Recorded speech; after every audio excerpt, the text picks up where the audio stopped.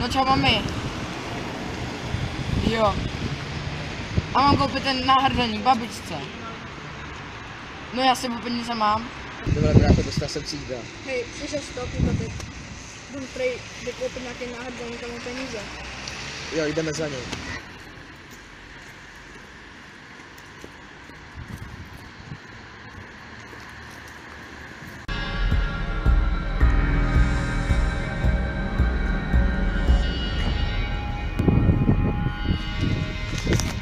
Hele hoši, co po mně chcete, nechci žádný potíže.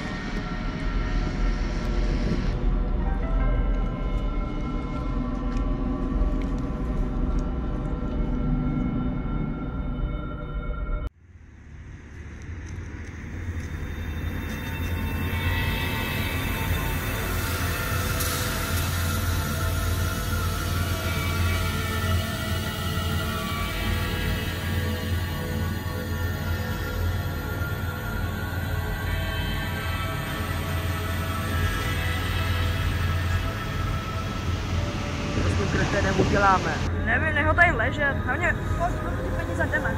Pojď.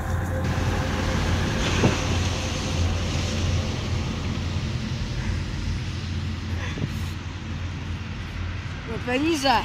Moje peníze! Moje peníze!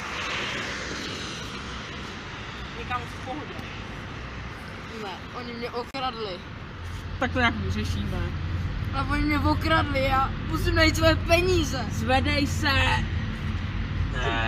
A teď mi řekni, jak se to vlastně celý stalo. No, já si to moc přesně nepamatuju. Prostě jsem šel si koupit nápoj a... Vím, jak ti pomoct. Tak, já? Mám jednoho známýho.